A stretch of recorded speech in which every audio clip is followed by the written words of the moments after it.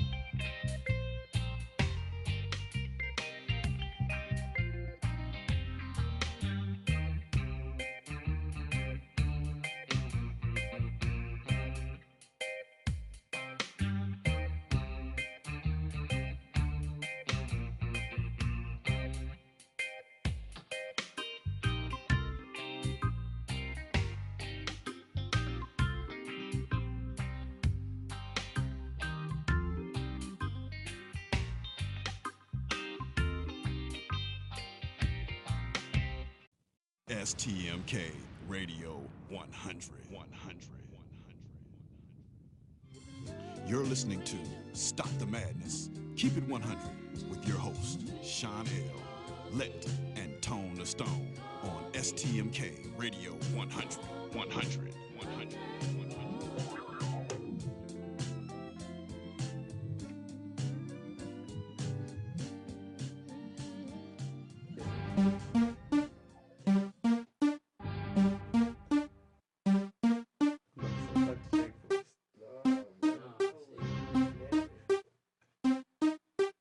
Yes, this is a PSA, a public street announcement. You are now listening to a Kickback production. Light up your L's, lean back, and listen.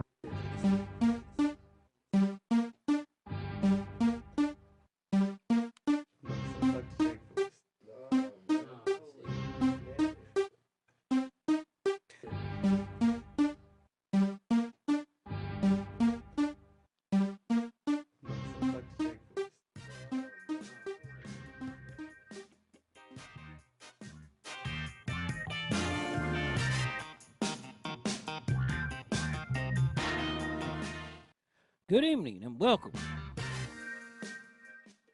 Tonight, we're going to talk about the 57 mayoral race. What's up in Trump's world and the ACA. We're also going to talk about the cuts that he made and what has Trump done now. In the second hour, it's going to be free for all Thursday when we're going to go into the chat room with D Knows and talk about the DOJ. Go out on the street with our man on the beat, Saxman, who's going to come into the studio with us later on tonight. We're going to hear from Teacher Life, Maxine, Steve, and Mark, who's going to keep it real on the 100. But first, out of the Blue Room with us is Cleveland own Angel P, and we're going to be hearing from her all night in the Blue Room.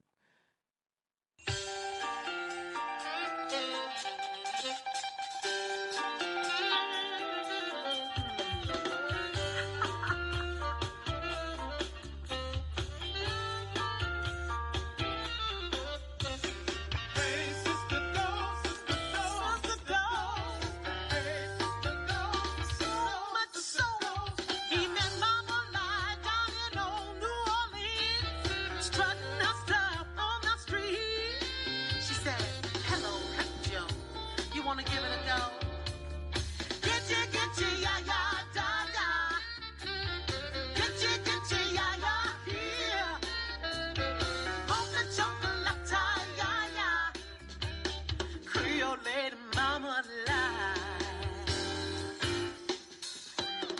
Voulez-vous coucher avec moi ce soir? Voulez-vous coucher avec moi? He said in a pool on my sheet, freshened up. That boy drank all that magnolia wine on the black satin sheets where they started to break. Getcha, ya, ya, da, da. Getcha, ya, ya, here. Mocha chocolate, ya, ya. Creole lady mama love. Voulez-vous coucher avec moi ce soir? Voulez-vous coucher avec moi?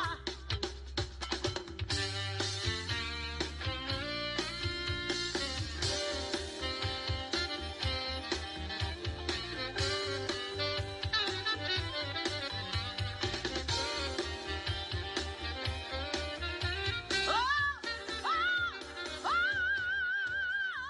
seeing the skin feeling silky smooth, color of cafe au lait, made the savage beast inside roar until he cried, more, more, more. Now he's at home doing 9 to 5, living his brave lives of life. But when it turns off to sleep, well, memories keep more, more, more. Get you, ya, ya, da, da, da. Get you, ya, ya, here. Mocha chocolate, ya, ya. Creole lady mama love. Voulez-vous coucher avec moi ce soir? Voulez-vous coucher avec moi? Voulez-vous coucher avec moi ce soir? Voulez-vous coucher avec moi? Oh, oh, get you, ya, ya, da, da.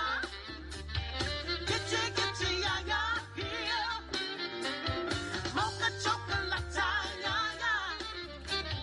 Creole lady mama love.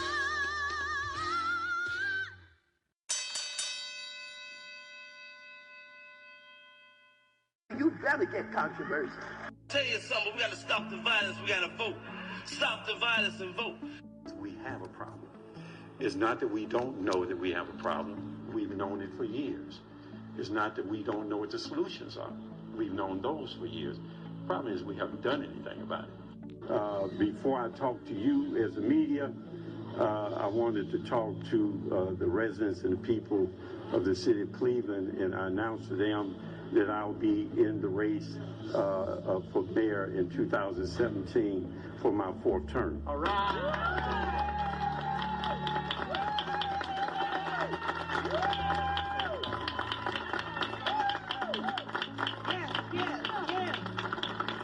I had said to them I was going back and forth as to whether or not I should run, and I created a ledger of why I shouldn't and then why I should. And on that ledger, there was probably about 5 pages of why I shouldn't, and only one thing on one page as to why I should. But I only have one reason for running, and that is the people you see behind me. Amen. That's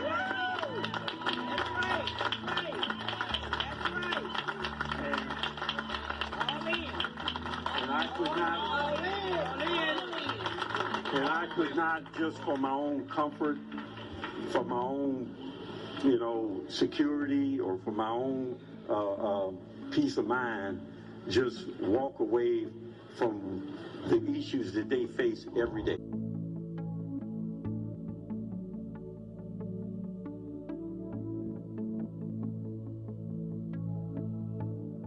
Increase our capacity. Those are just some examples as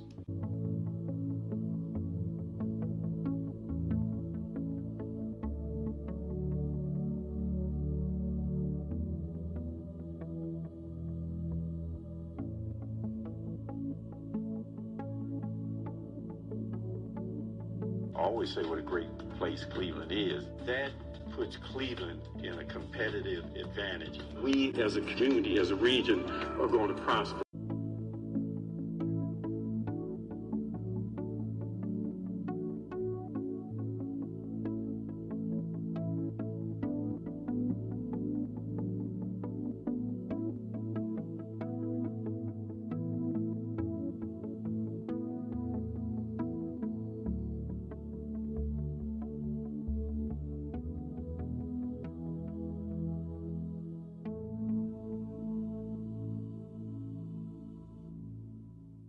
do we really know about Zack Reed? Zack's done zero for Cleveland. Reed promises 400 new police officers, but has no way to pay the $40 million they'll cost. Yeah, and Reed was arrested and jailed for multiple DUIs. That's really not safe. Reed even opposed Mayor Jackson's education plan. And Reed hasn't delivered jobs for his ward. Wow, for 16 years, Zack Reed has failed as a councilman. Yeah, Reed's all talk, no action. That's right. It's time to reject Zack Reed. Sure is. But Cleveland knows it can count on Mayor Frank Jackson. Yeah, Jackson invested in safer neighborhoods. He brought in the Justice Department to reform the police and put hundreds of officers on the streets. And Jackson's plan for our schools? It's raising graduation rates and preparing students. This is Mayor Frank Jackson, and we must continue moving forward. Yeah, let's re-elect Mayor Frank Jackson. Definitely. Paid for by Frank G. Jackson for a better Cleveland. Scott Feinerman, Treasurer. To be a measure of us being a successful city in and of itself. It does measure, saying, well, we're successful. We look at the development. We're successful because we have the school reform plan. We're successful. And in those cases, we can actually say that. But I want to point out that all those things are just tools.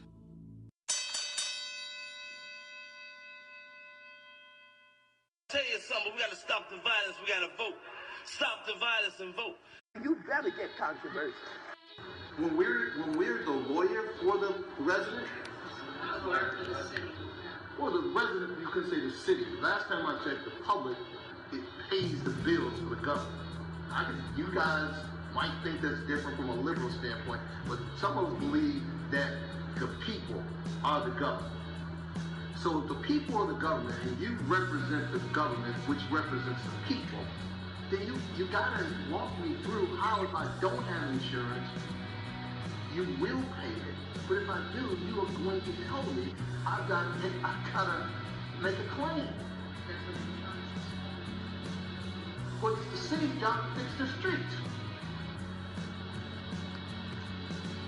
You gotta walk me through that. I mean, Mr. Chairman,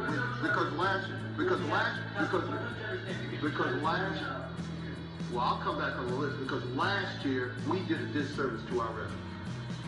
Last year, no matter what anybody tells me, we did a disservice to our residents. And I want to ensure this year that we don't do that same thing. We got caught up last year. We had to bring in a private person, which we didn't have to do. And I thank the mayor for even doing that, for bringing in a private person to fix some of these potholes.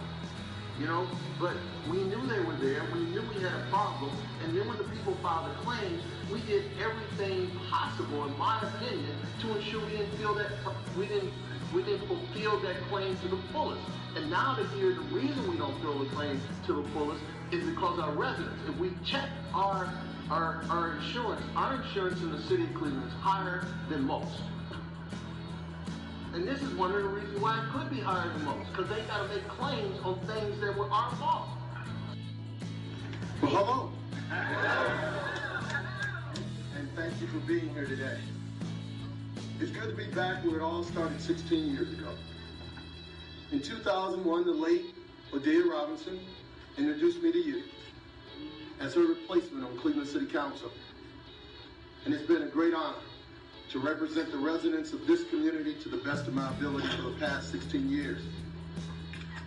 On that first night that I stood on the floor of Cleveland City Council in that historic chambers, I invoked these words from John F. Kennedy. The torch has been passed to a new generation. So I'm here today to formally announce that I am running for mayor of the city of Cleveland. Say it as simply as I can. We need a new mayor. Yes.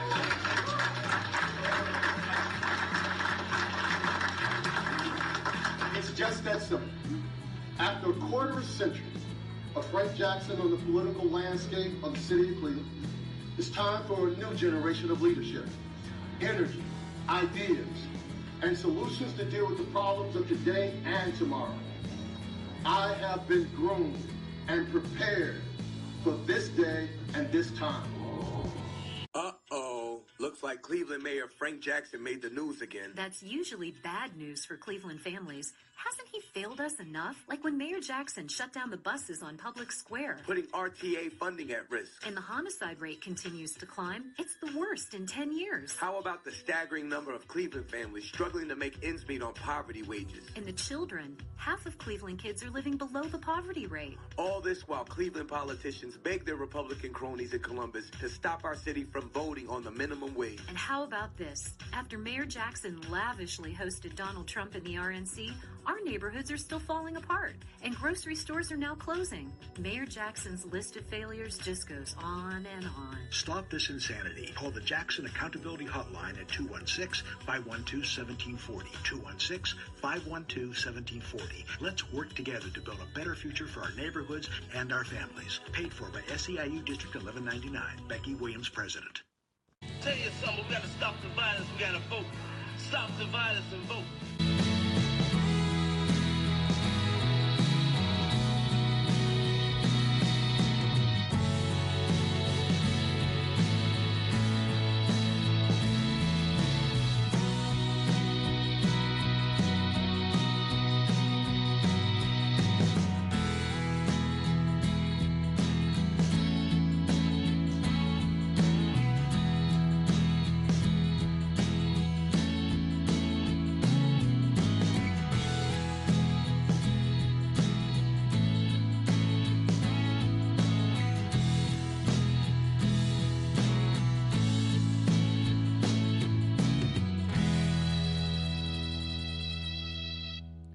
Welcome, Facebook Live, YouTube, Instagram, Snapchat, in our chat room with D knows. D's what's happening. Saxman is out there in the chat room also.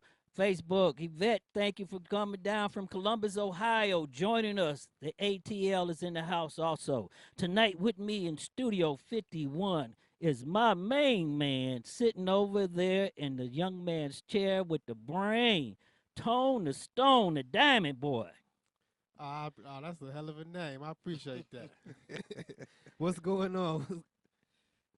Also with us tonight, sitting in the funny chair, we got a comedian, folks. His name is Mr. Black, a.k.a. Brother Black, on his way to the second Chocolate City, ATL. You'll be able to catch him on stage. Hey, we glad to have you with us, Mr. Black, and thank you for coming back one more time before you leave the 216. Appreciate it, man. Appreciate it big time. Thanks for having me, man. Hey, Saxman is not going to be on the beat tonight. He's coming into the studio because we got some serious stuff we want to ask him for free for all Thursday. But going back here, Tone the Stone, that was Frank Jackson and Zack Reed, the two contenders for the 57 mayoral election. And we're going to go right into that right there. We got four major problems. Zack Reed talked about some of that earlier, but we're going to hit that later when Zack Reed talks about the Cleveland Police Patrolmen Association endorsement. And he's catching a lot of heat for that. So I want to ask you this, people out there in Facebook land and everywhere else, Twitter, thank you for coming on with us. And YouTube Live is now hooked up. And Michael Wilkins from L.A. is in the chat room on Ustream. Now, let me ask you this question here, Tone, because there's so much going on, especially with Trump going on. We're going to get that later on, too. I want to yell out to Angel P. That was her earlier, singing Lady Marmalade. She's going to be on our station for a while. Y'all need to go out and look at her for YouTube and get her CD. And that's Overnight Production and William Spates and them. They're playing at your local clubs here in the 216. So everybody show Angel P some love and let her know that we're going to back our queens here in the 216. Yeah, I saw you put her video up. I guess the link to her YouTube video up on Facebook. Yeah, we got a lot of music that they just gave us. We're going to be playing it on the air, and we're going to give her a lot of airtime. Paul Sugar from 216 in the house. Facebook Live is with us, but I'm going to let you know that we live streaming tonight, Pluto TV. I don't know what part they're going to block out on Facebook. I do know for an hour we are going to leave you, but when, we don't know because they have the contract for the show. Our 17 cities are kicking. Now, if you want to watch us uninterrupted, Go to STMK Radio 100 Facebook page, or go to Stop the Madness, Keep It 100, Best Talk Show on the Web Facebook page. Click on the Ustream link and come right into the studio with us, and you will hear our internet radio broadcast, and plus you'll get to see us live on TV from your smartphone, your iPad, or your PC. We all over the internet. So, Tone, I want to say this right here. Does the police union endorsing Zack Reed change his chances of winning the Cleveland mayoral election? What's your thoughts on that? If it changes it, I think it improves his chances of winning. I think the endorsement for them is going to be in his favor. It's going to help him.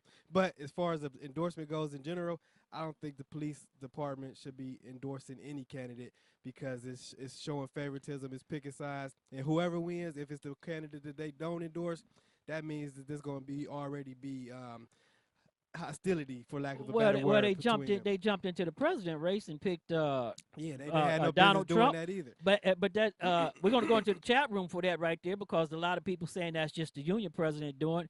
But again, there's 27 directors, okay, and 27 votes. So that means he's not doing it on his own unless he got control of the directors. I don't know. I'm not there. But we took a poll, folks, and Cleveland.com also was doing a poll. So everybody's doing this poll.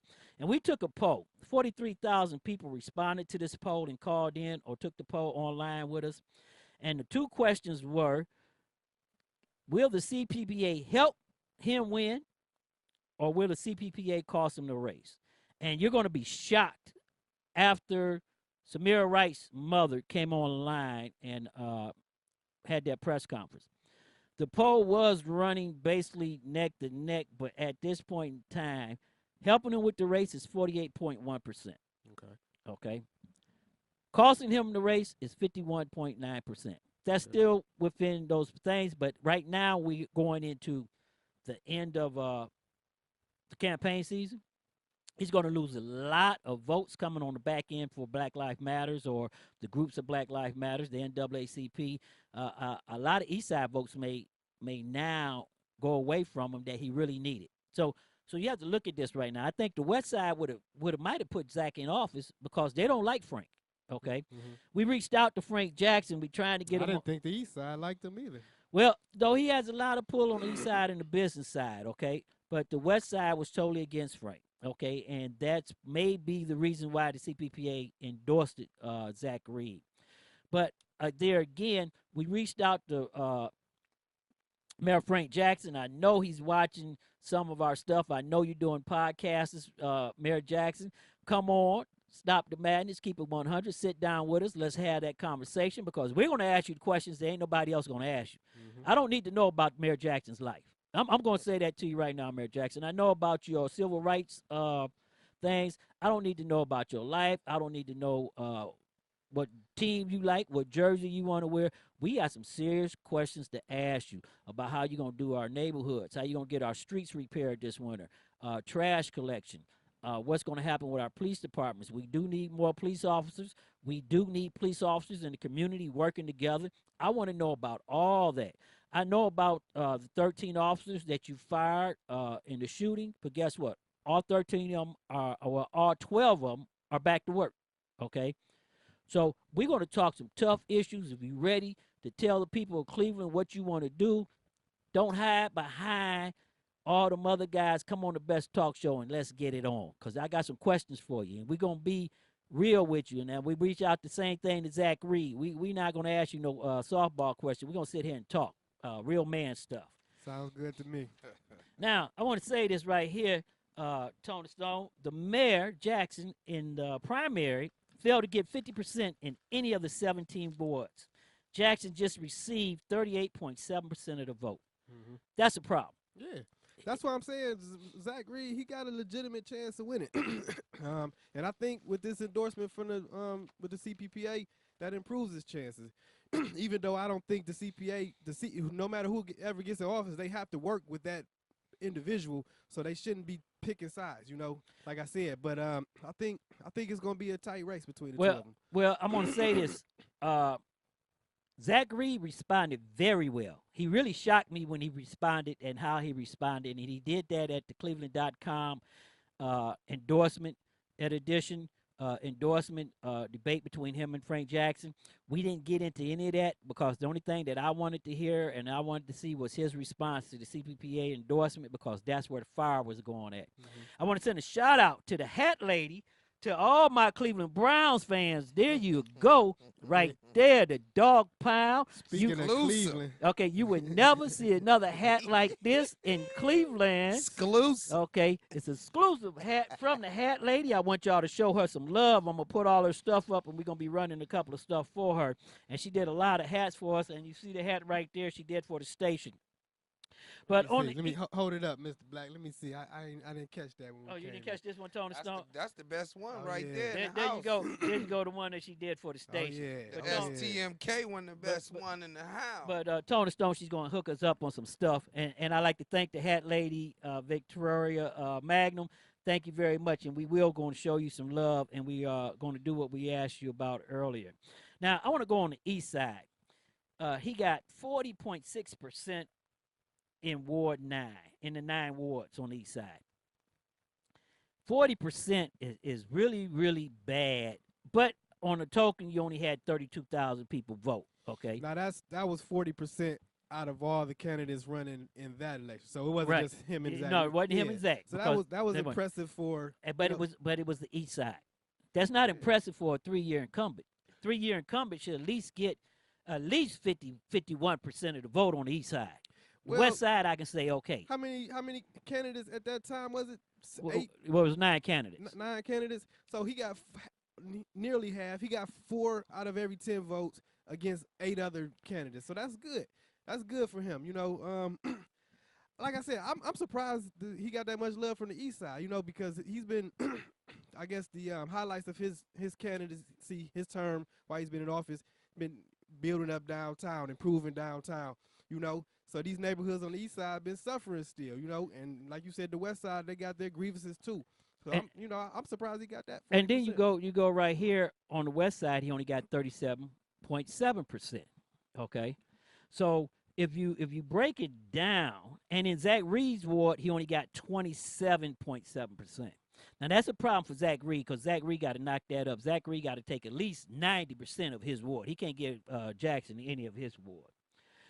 Now, is this a sign that the mayor is an underdog? Is it a sign that the mayor is vulnerable? Well, he's got a fight on his hand because I guess the first 3 terms he didn't have any real competition. He didn't have anything to worry about. There was no real threat to challenge his office. Now he's got somebody who poses a legitimate threat. Now with only 7% voting in the city. Okay, with the numbers I gave you, you are correct. That is a landslide victory because he won over 5,000 more votes than anybody else. Mm-hmm. But when you come into a general with more people voting and less candidates to choose, and when you only have 1 or 2, that could make them vulnerable, or it couldn't be another blowout. But I looked at some polls, and I went to some town halls, and I listened to some people, and I do see that Zack Reed has a little thing. But Zack Reed had a problem. He only won his ward by 53.1%. Okay? He got to knock that up 40%. He got to break that off 90. He cannot give Frank Jackson any of his ward and plus give Frank Jackson the lead on the west side and hope that the east side bring him up. That is not going to be conducive for him. It's going to be an early night if he thinks that's going to happen. But you don't think you don't think Jackson gonna get the lead on the west side? I mean, well, you know what? Right now, I don't know because of the business people. But if you look at this here, the only other ward won by we, according to the unofficial vote total, which is official now, was Ward 4. And his lead, like I said, was 916 to 912 over Jackson. So he only won that Ward 4 by 4 votes, okay? 4 votes ain't that much, especially when not that many people voting, but it shows that Jackson is vulnerable by him even taking that ward, okay?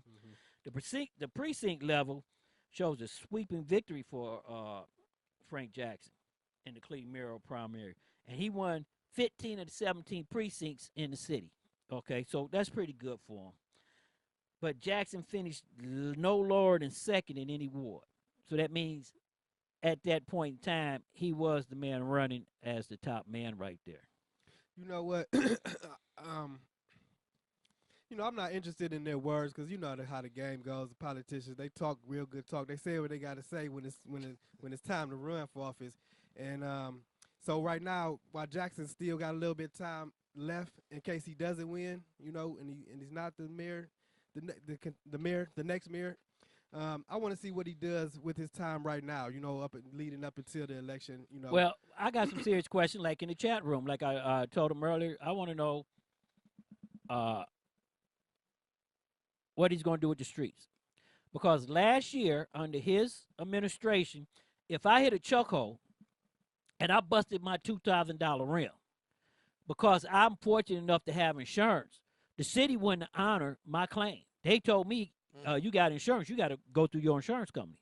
That's what causes problems with why we got such high insurance. That question needs to be addressed.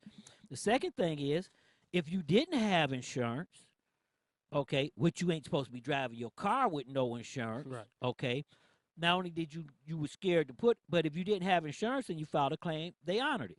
Okay, and that's kind of backwards. Okay, right. So I want to ask the mayor about that. I also want to ask him about his legal claims. What's going on with the legal things going on as far as the city paying out all these lawsuits and everything. But before we go any further right here, I want to say the bright side going in for Reed is that Jackson is the incumbent, and he has a lot of problems on his record. But Zack Reed got 16 years also. So we're going to listen to Zack Reed respond to the CPPA endorsement, and then we're going to go into that. Because the endorsement wasn't a Steve Lewis endorsement. It was a CPP endorsement, CPPA endorsement. All right, but they are obviously attached. Yeah, but by a count of 27-0, where he had one vote. See, their issue was with Steve Lewis. My issue was with public safety. And they chose, there were two people that were running in this race. And they looked at both records and both plans. And they made a decision that my plan, to hire more police officers, to give them better equipment, to give them better resources, and to give them a raise is far better than my competitor. And they endorsed me. And no qualms about that, considering this is, I should say for the record that Mayoral Rice was a 12-year-old who was playing with a gun, and Steve Loomis has been kind of harshly critiqued that whole scenario. Well, Steve Loomis has been harshly using nice little politically correct words. Steve Loomis was wrong. And I've been on the floor of City Council saying that what happened to that 12-year-old little boy should have never happened. I've marched with Miss Rice. I've cried with Miss Rice. I've prayed with Miss Rice. I've felt the sympathy with Miss Rice. What happened to that little boy should have never happened. One of the things a few of the things that the mayor and I do agree on is the fact that you cannot blame him, and I've said that. You cannot blame that 12-year-old little boy for what happened to him in that park. And on more than one occasion, you covered it. I've been critical of the CPPA as late as last year when they endorsed Donald Trump. Who was the only council person? Who was the only elected official to stand with the Black Shields? And you can call Lynn Hampton, and he'll tell you. He would say that one council person has stood with us constantly in support of the police. And on this issue of Donald Trump last year, it was Councilman Zack Reed that stood there and said that this will be divisive. That this will be divisive, and therefore you should not endorse Donald Trump. And I even went further. I put it into a resolution and asked my colleagues on City Council to go on record saying that they should not endorse Donald Trump. So at times when they do the right thing, the police, I will say that it's good. When they are not doing the right thing, I would say that it's not good. So you're questioning their judgment when they endorse somebody like Donald Trump, but you champion your judgment when they endorse you. It's not whether I'm questioning their judgment. I'm saying they're wrong. It's not questioning their judgment. That was a wrong thing to do, to question a person that has proven to be divisive throughout the campaign and throughout now his presidency. And I'm going to be mayor of the entire city of Cleveland. And my job is to bring people together. That's my job.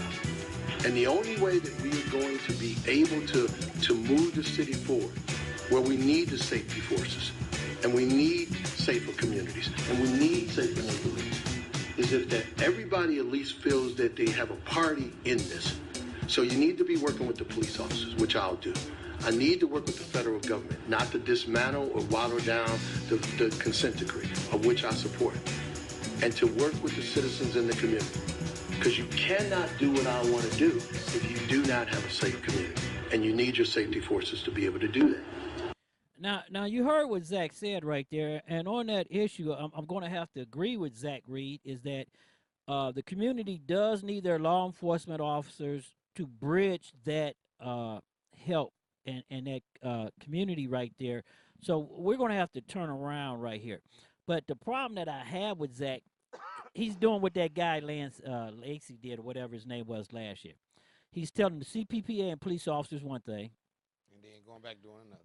right?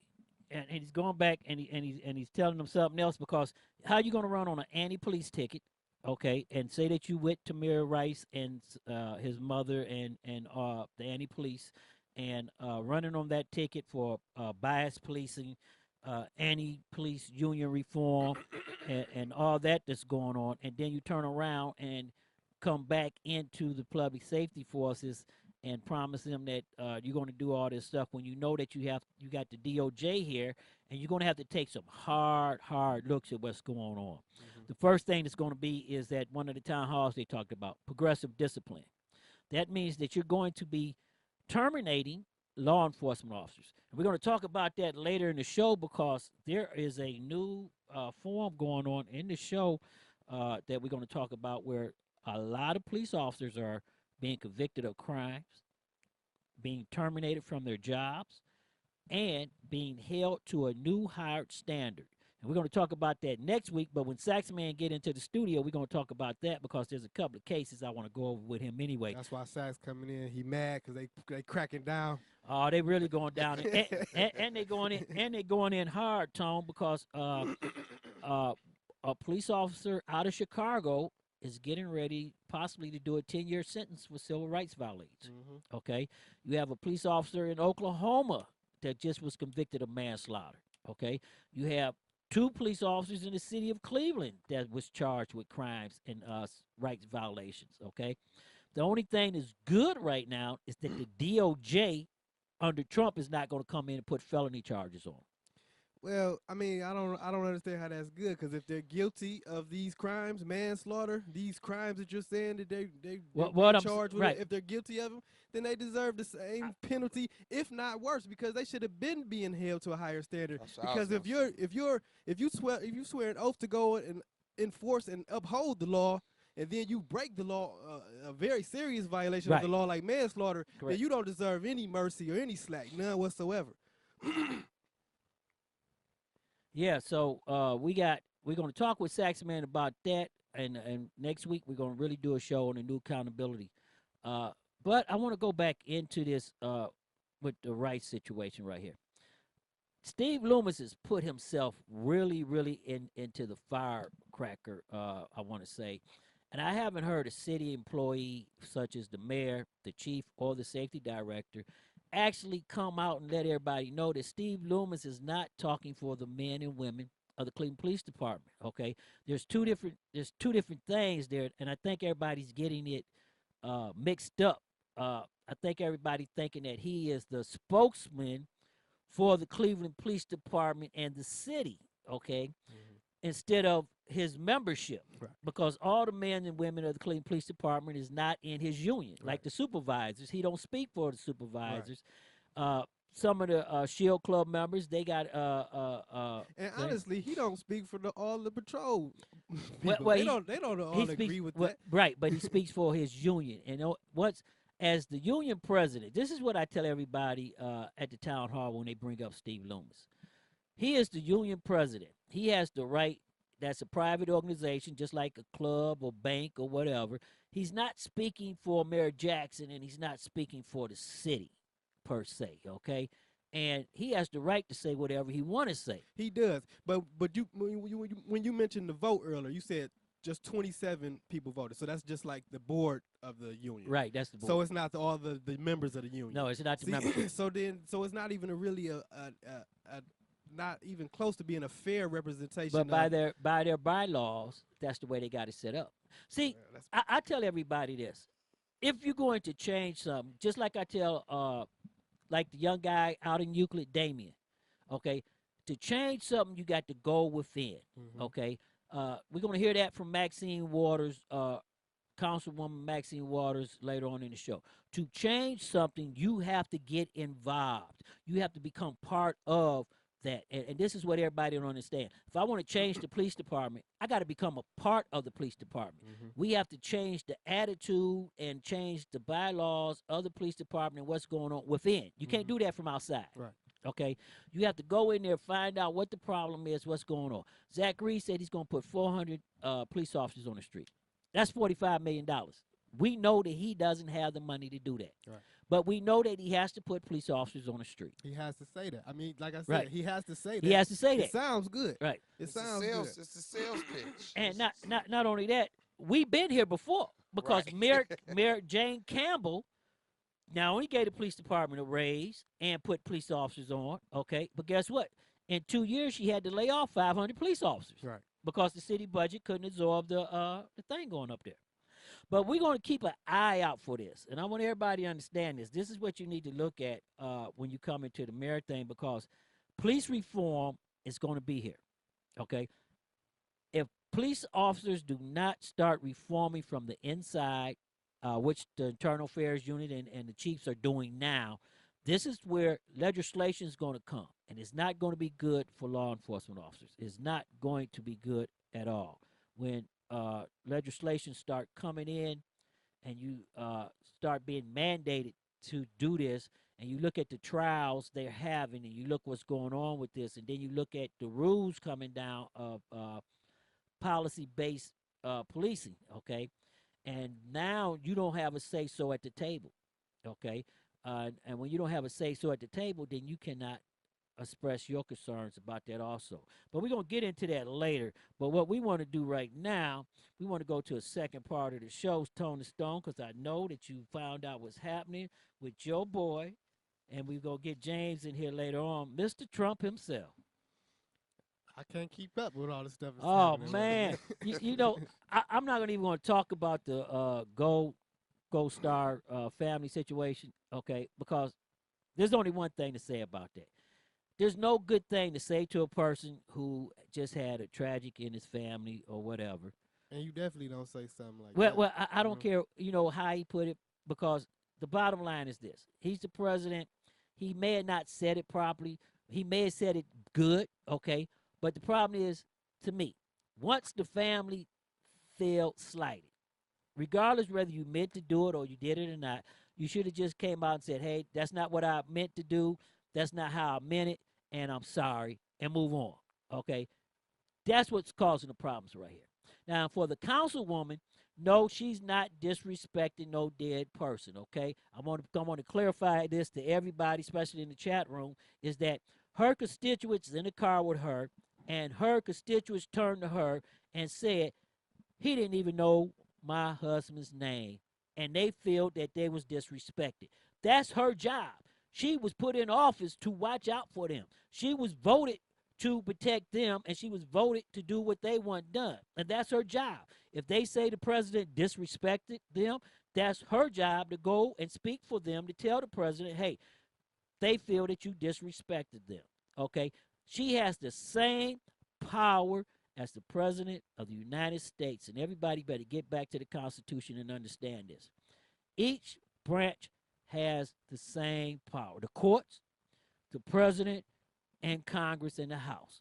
They're not President Trump's subordinates. They have the same power President Trump have, and at any time they want to call the spade out on him or drop the hammer on his head, they can do it. But we want to listen to this because I want everybody to I know everybody's going to laugh when I say this, okay? But I want everybody to hear this. To fear the world we have organized and led the 3/4 of a century, to abandon the ideals we have advanced around the globe, to refuse the obligations of international leadership and our duty to remain the last best hope of Earth for the sake of some half-baked, spurious nationalism cooked up by people who would rather find scapegoats than solve problems.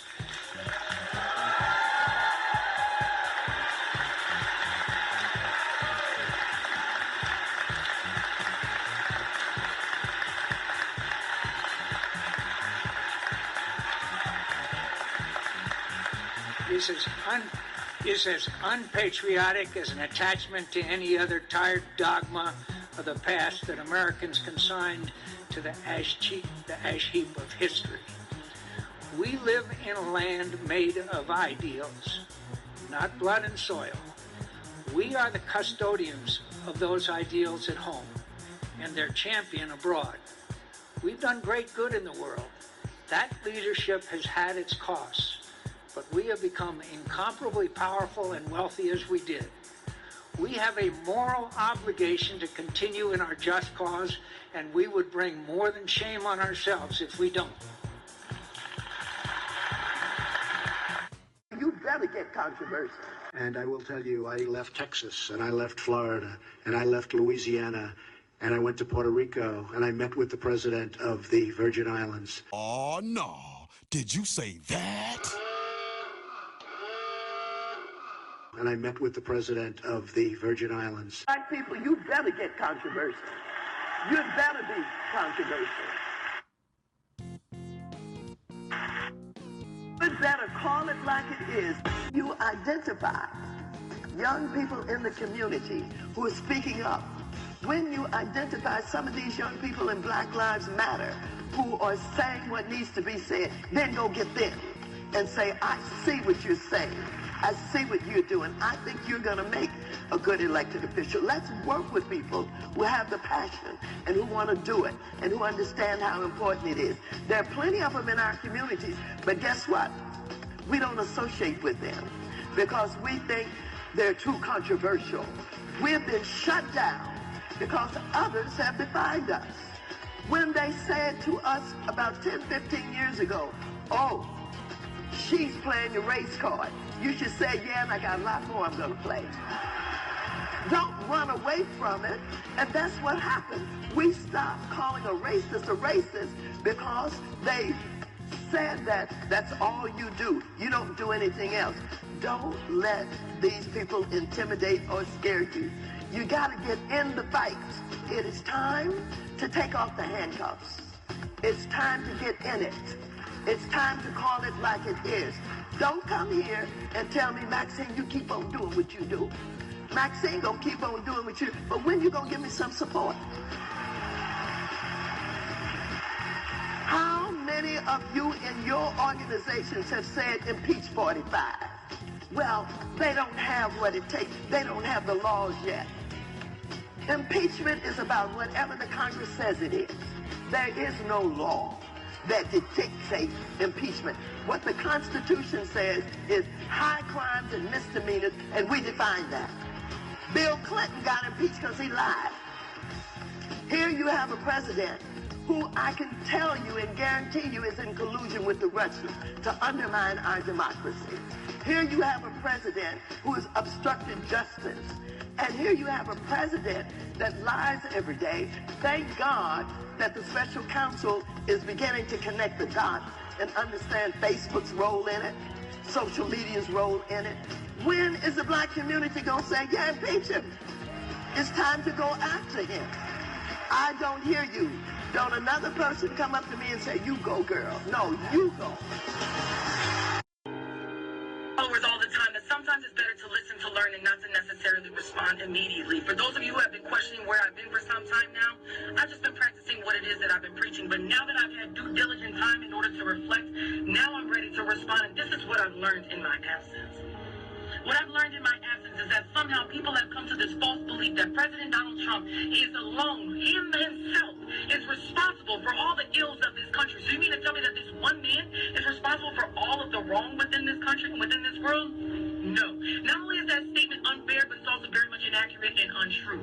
It's not that this man didn't elect himself to be leader of the free world. No, he did not. He was supported by, continues to be supported by, and voted on by millions of people within this country. We cannot minimize our problems to an isolated individual because it has always and will always be bigger than just him.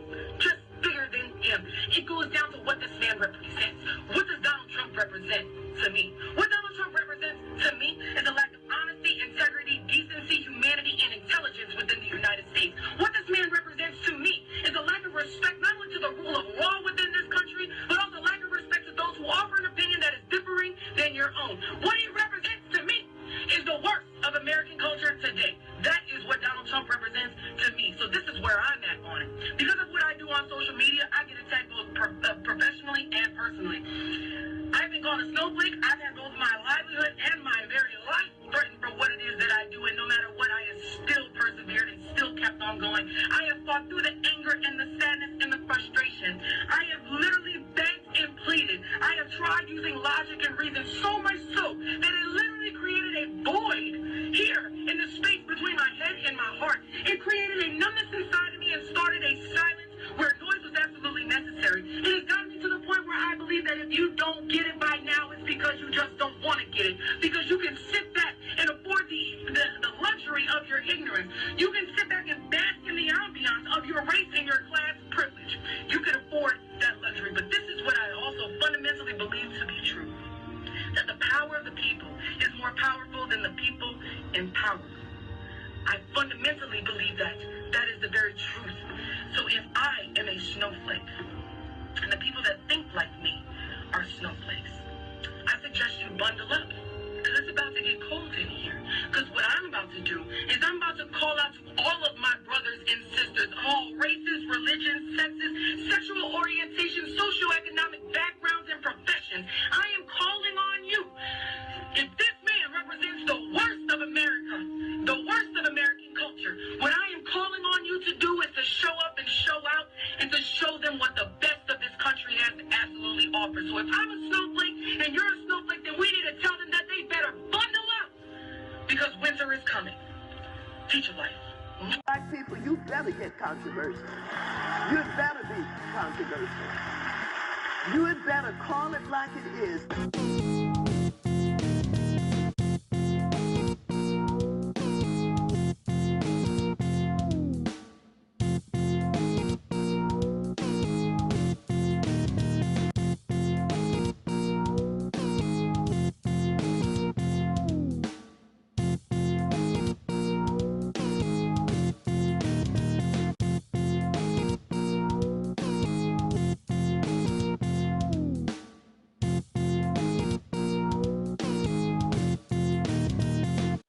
Hey, welcome Savannah's in the house. ATL's also there with us, and we got some other people coming. Mr. Black, you sitting over there awful quiet. You know you're on your way to ATL. Why don't you tell the people what you're gonna be doing down there? Oh man, definitely as many shows that I can't handle. I want to be overloaded with shows, left and right, because I took a little break in a stand up.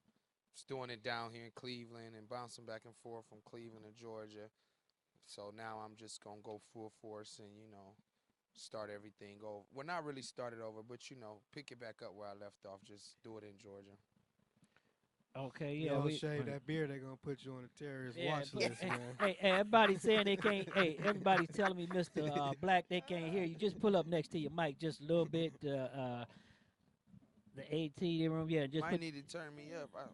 I sound like the Wendy's the microphone when they be ordering Junior Bacons. Yeah. Like, You got Junior Bacon, no onions. there. You go. Now you got it. Now you got it. Okay, Hey, we in there now. we got Michael John Shock from Texas in the YouTube chat room, Facebook Live, and welcome DC in the house. But we was talking about earlier when I said Donald Trump wanted to be the president of 32%. And that's basically what it is, okay? And on the Gold Star family thing in the chat room, I see everybody's going in, but I'm going to take the high road on that because I don't think the news media should be at that lady's house. The most saddest thing in the world was watching that pregnant woman lay over her husband's casket with her child there, not knowing what the hell going on with all these people around them, okay? And for the president to call out Barack Obama for no reason was shameful, okay? For anybody in that car with the widow to talk about a conversation that was supposed to be private is shameful.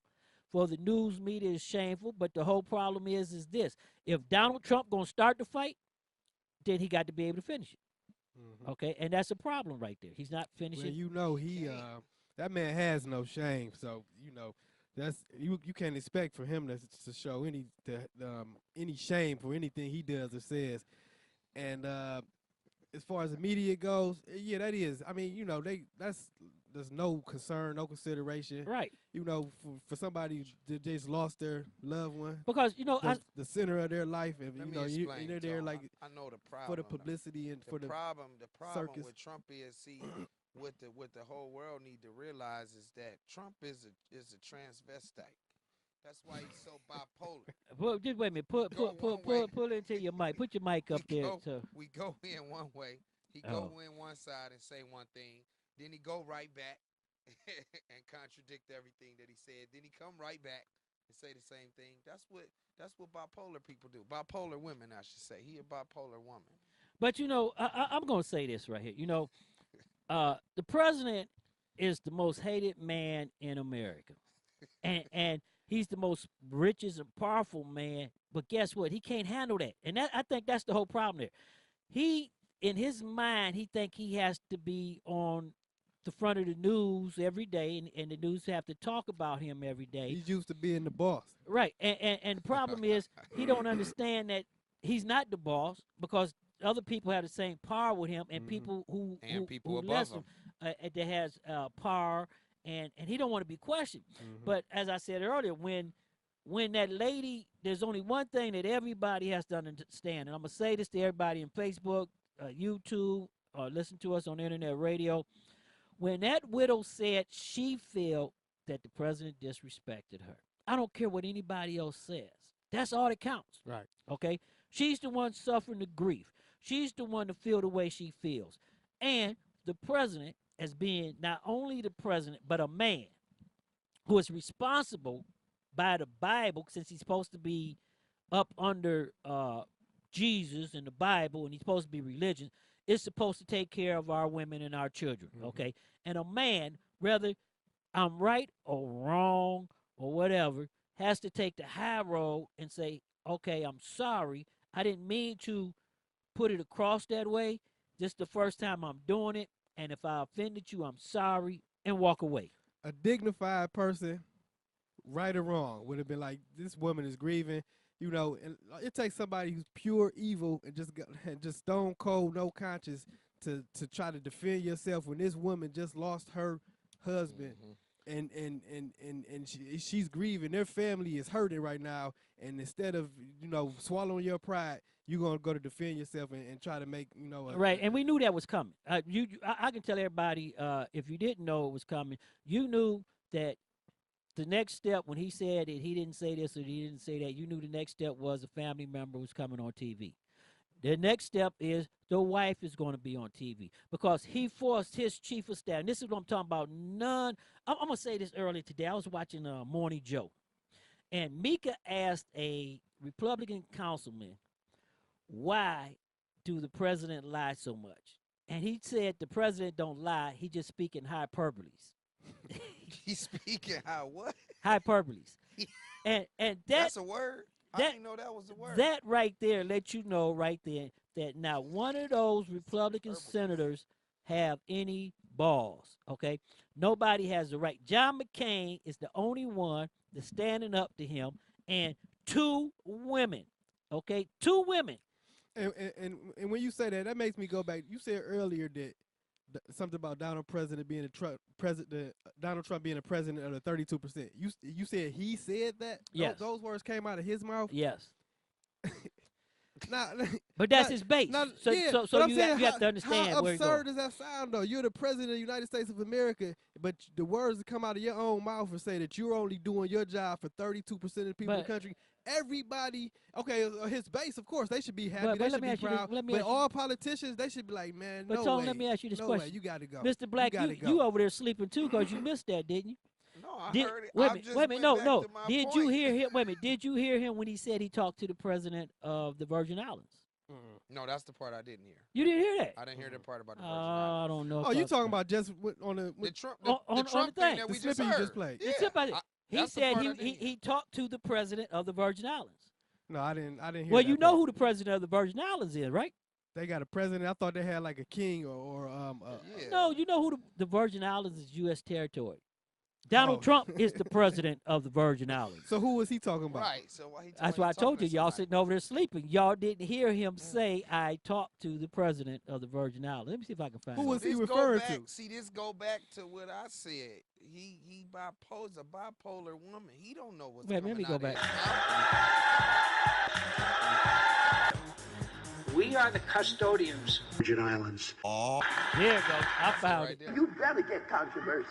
And I will tell you, I left Texas, and I left Florida, and I left Louisiana, and I went to Puerto Rico, and I met with the president of the Virgin Islands. Oh, no.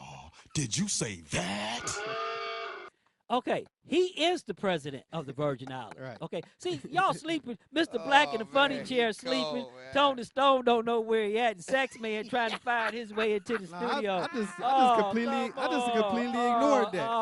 I just completely ignored that. We ain't hear that. We don't register in. We can't comprehend. I'm gonna go back to the guy that was on the show 3 shows ago, who's from Puerto Rico. They got family over there, and he talked to us. And remember when the mayor from San Juan came on and told everybody that people was dying and they was being disrespected and all that other stuff. Okay, let me say this.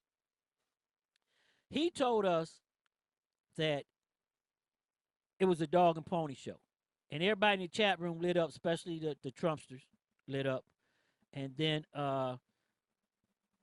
they came back on that thing right there, okay?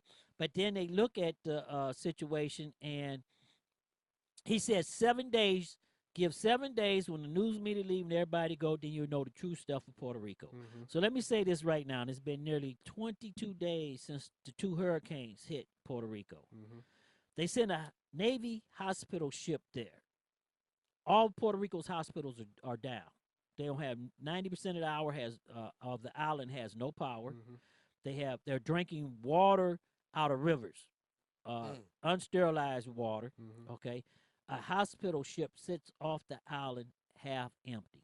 Okay, troops are pitting themselves against favorite foes. Okay, and Trump always, when somebody say anything, the first thing he says is Obama. The first thing, okay, Obama is the person that everybody want to hate, and we're gonna keep it straight. We all know why that is, so we don't have to go back into that. Okay, but when Trump joked that Pitts wanted to hang gays, that's going too far. Okay, and everybody in the thing in the Rose Garden clapping their hands, laughing. No, that's going too far. Okay, somebody should have said something. When he made his chief of staff come out today to clarify something, and I'm going to clarify this because I listened to that well, you want to say the briefing, White House briefing. I listened to that very well with the White House briefing, and they called the councilwoman a lie. Okay, well, guess what? The councilwoman said the same exact thing that the White House chief of staff said. Okay, that Trump told the widow that Her husband knew what he signed up for, and he died doing what he liked doing. Okay, that's the same thing that the chief of staff said in the White House briefing. So I don't understand where if somebody say the same thing you say, how you gonna call them a lie? Right. Just say you took my words out of context.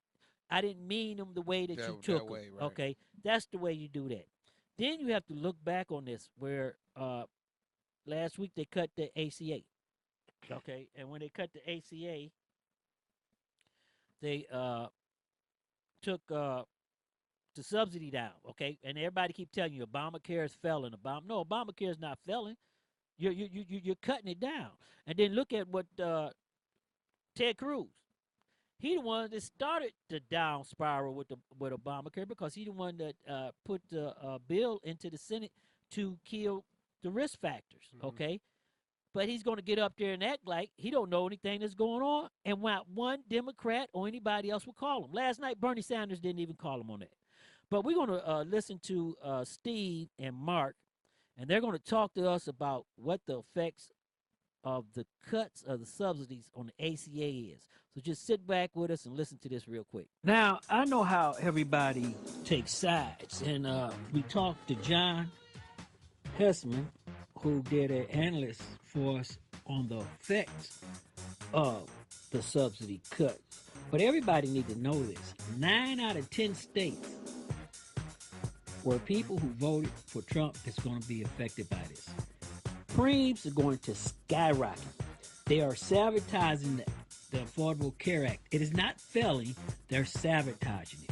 We're going to listen to John, and then we're going to listen to Mark tell us, in their words, what's going on, and then we're going to come back into this. And Tone Stone, believe it or not, more Republicans are going to be devastated by this than Democrats, and it's going to be hell to pay.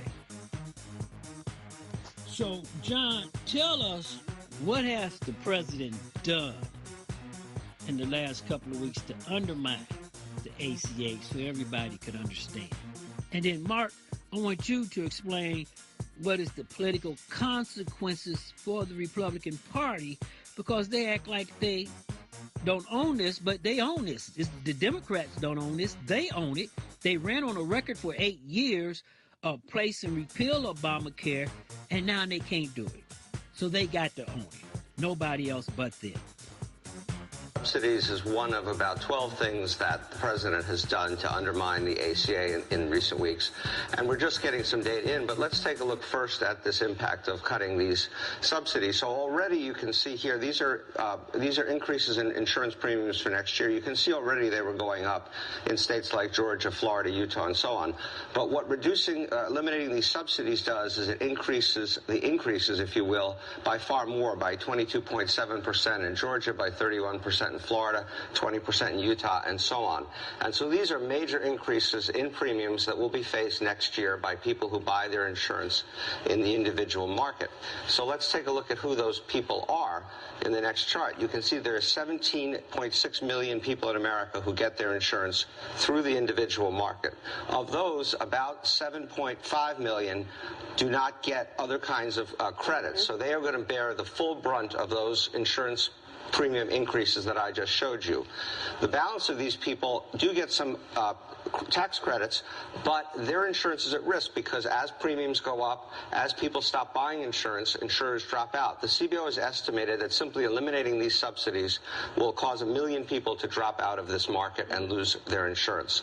I mean, he cited a long list of things that happened previously. What just happened is going to affect real people, and it's part of the game of chicken that's going to occur over the next few months, where a lot of people, including, as Steve said, Trump supporters, are going to see their lives materially affected. And it's not clear how this plays out because Republicans are going to be responsible for the health care system, but they are demanding a lot to try to vote to put the subsidies back.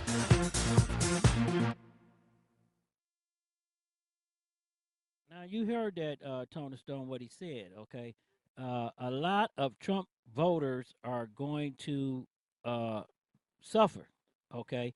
So that means that his base is going to suffer, okay? Mm-hmm. And when his base is suffering, then everybody else has to understand what's going on with it also. in the chat room from Facebook Live, everybody, we got Linda. Hey, Linda, thank you for showing us some love. Hey, down in Savannah, thank you for showing up. And Orlando, thank you for also. Listen, we got to go pay some bills right here. We was going to go into the chat room with D Knows. Saxman has come in off of the beat. People, if you was on YouTube, you stream live. We're hooking up with Pluto TV. Now we are doing live streaming. If you want to see us live on TV, get off Facebook and go to Ustream and click on that link because we got it free and open to everybody. And John Shock out of Texas is there. But we're going to go pay some bills right now, and we're going to be right back.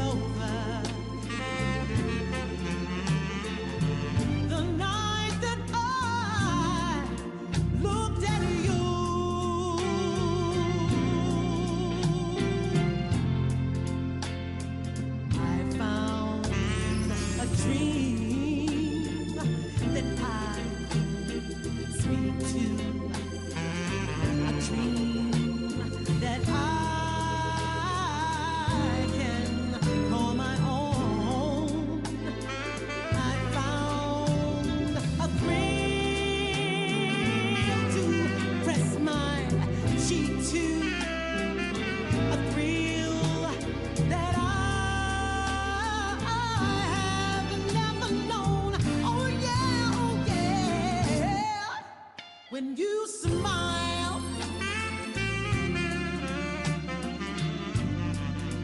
and then a spell, it was cast away. Oh, and here we are, we're in heaven. For you are mine at last.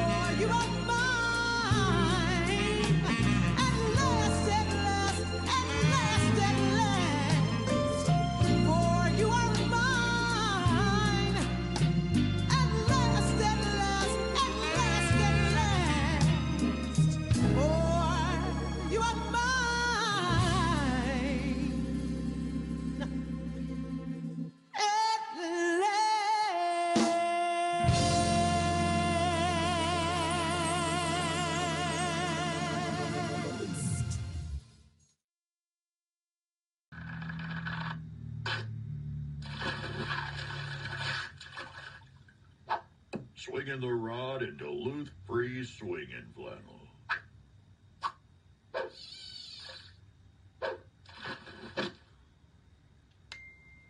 Duluth Trading free swinging flannel. Let freedom swing.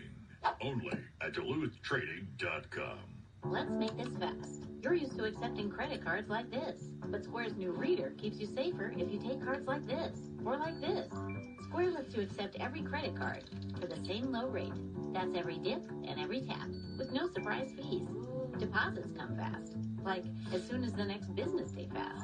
And with easy-to-read sales reports, you can grow your business fast. Accept every card, every payment, everywhere, and get paid fast. Get started at square.com.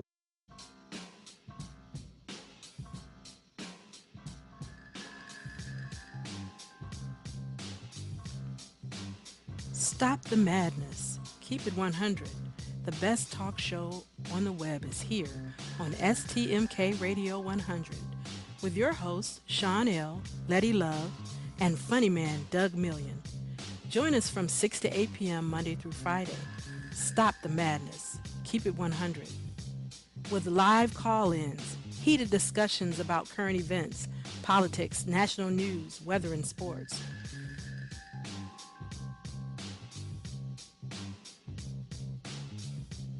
Join our live online chat room and let your opinion show. Download our phone app. Stop the madness. Keep it 100. STMK Radio 100. Come join us from 6 to 8 p.m. Monday through Friday. The best talk show on the web is here. STMK Radio 100.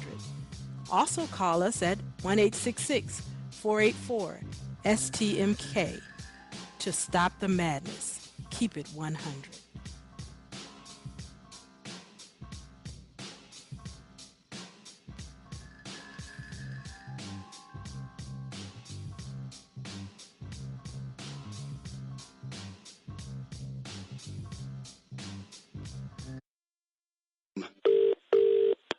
Hello? Hello, sir. I hear you having problems putting together your new kitchen unit. Oh, yeah, the instructions say that... What now? The instruction manual. It makes absolute... Stop reading that. Well, what would you suggest I use? I suggest you use the fact you're a man. Huh? Guys who got pride never relied on no guide, sucker. I'll give you some step-by-step instructions. Buy Snickers, remove wrapper, bite chocolate, and get some nuts. Go to getsomnuts.tv for more Snickers man coaching. You're listening to Stop the Madness, Keep It 100 with your host, Sean L., Let, and Tone the Stone on STMK Radio 100, 100, 100, 100.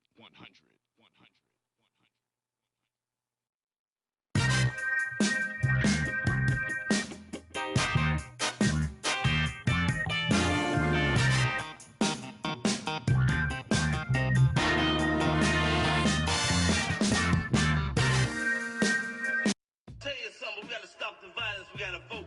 Stop the violence and vote. Tone the Stone.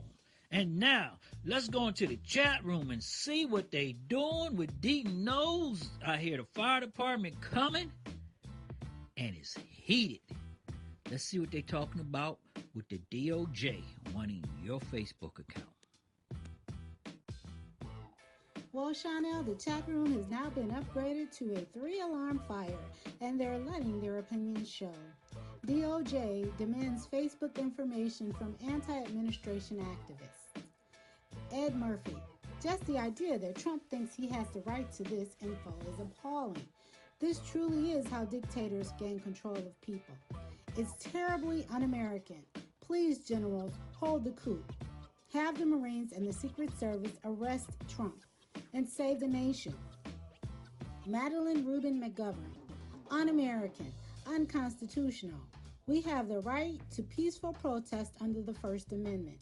What's Trump going to do with this information? Send those protesters to concentration camps? Dan Golden, bah ha ha ha. Commies love justice and investigations, only not when they are the ones being looked at. Insurrection.